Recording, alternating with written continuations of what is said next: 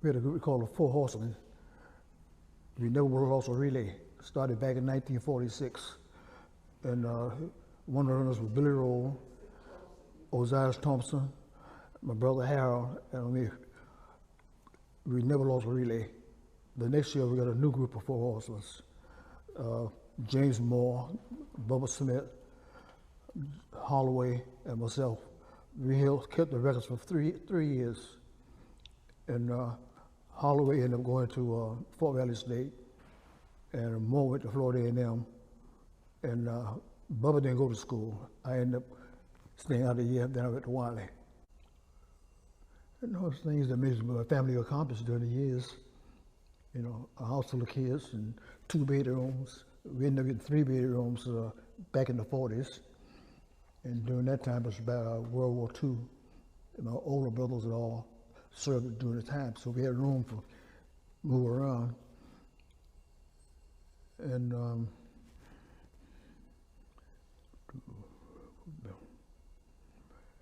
after the war, my brothers had allotment checks from the government that is, they have to deposit into the bank. We didn't have no bank during the time. Blacks put their money into post offices.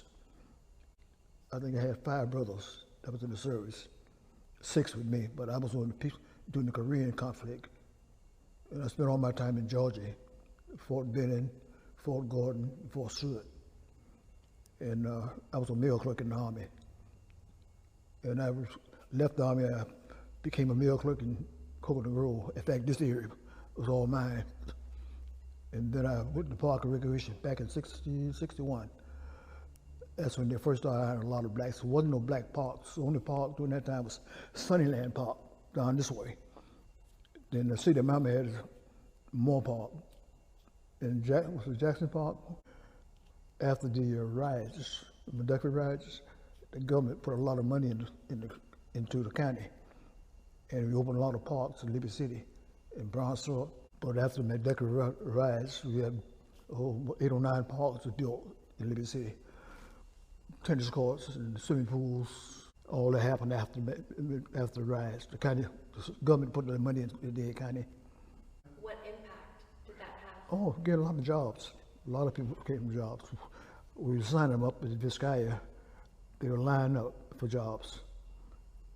And I ended up going to Bunch Park. That's when MLK got killed. I was working at Bunch Park and all dead.